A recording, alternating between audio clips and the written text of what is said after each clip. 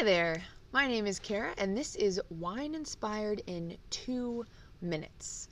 So what I want to do with this series, with these classes every week, is give you a new wine region and try to help you understand it in just 2 minutes. So that's the premise, that's what I want to do. I'm coming to you from Florida here, and this is the first episode, so I'm very excited. And it's covering where I started my wine journey, Napa Valley, California. As you can see, we'll get to taste some wine because why not? And this happens to be the first place I worked when I began working with wine. So, all good there. Let's get to it. So with these 2 minutes, I have my handy dandy timer, and I'm going to give you the who, what, where, when, and why of Napa Valley so that you can have something to really start with and learn from, and then maybe keep learning from there. But just let's start with 2 minutes. That's the best way to go. So, without further ado, got 2 minutes. And okay, so who? Napa Valley, California. It's on the north coast of the state, and you'll see a beautiful map provided here by Wine Folly. They do a great job with everything. So the what, I like to talk about the grape varieties, the wines produced from the region. So Napa Valley, you want to know 2 grapes, Cabernet Sauvignon and Chardonnay. And Cabernet Sauvignon is the king, so that's a really good grape to start with, especially when you're trying wines from Napa. And Napa Valley makes 4% of the wines of California, but they're making the highest priced wine. So it's a very, high-end area. The where is very important. So remember, it's a valley. So there's 2 mountain ranges that are contributing to the valley, the Mayacamas and the Vacas. That's what allows cool ocean breezes and morning mists to hit the grapes and really help with their ripening. Bunch of different soil types for the where, and it's just important to remember that those 2 mountains create the Napa Valley as we know it. Now, when?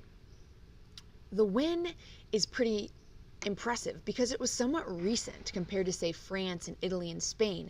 Napa really saw its origins and its kind of more obsession by people starting in the 1970s after something called the Judgment of Paris. That was in 1976.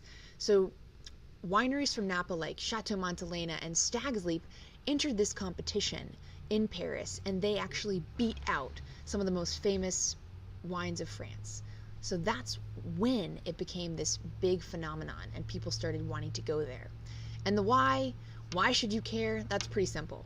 Because Napa Valley is a great place to start with your wine journey and easy to understand. And there you go.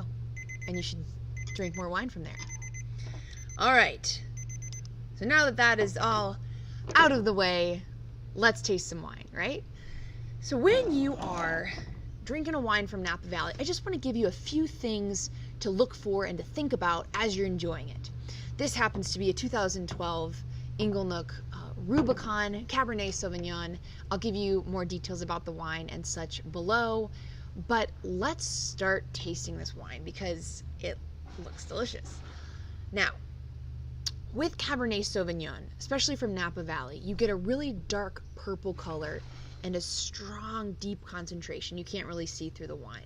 So that's what you want to look for visually with a Cabernet Sauvignon from Napa. Then when you give the wine a sniff,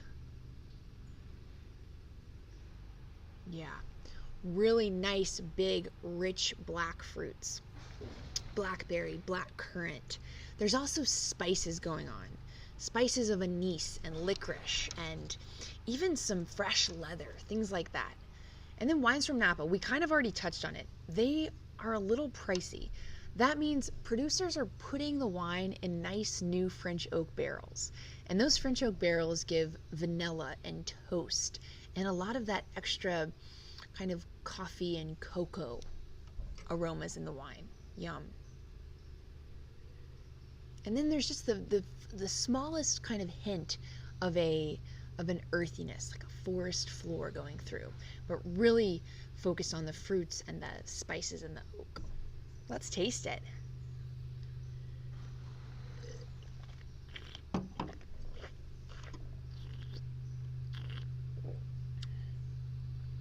That's very good. That's very good.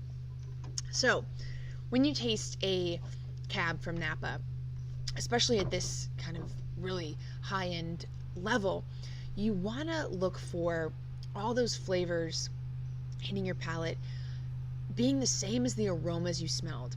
You're gonna try to get those blackberries, blackcurrant, all those nice spices, that subtle influence of the oak and the toast and that kind of coffee cocoa going on as well. So on the palate, it's very lush and very rich tasting. And then you just want to also look for, let's take one more sip. I think it's only fair because I think we should look deeper at the wine, I think. Oh, that's pretty good too. What do you think about the feel of the wine on your palate? So you'll notice it is nice and full-bodied, heavy and rich, but there's also this bit of drying grip to the wine. That's a tannin. And the beautiful part about this wine is the tannins are very subtle but still present. So it gives you the sensation of that intensity on your palate without really being aggressive or bitter or drying. So that's something Napa does very well. And last but not least, there's that nice bit of a kiss of a warmth of the alcohol coming down the back of your throat on the finish, but really just nice wine.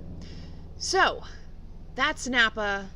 That's a wine from Napa, and hopefully you learned a little bit more about the area and try some Napa wine. Splurge, live a little, life's short. And I hope you join me next week when we are exploring a new region in 2 minutes. Stay wine inspired.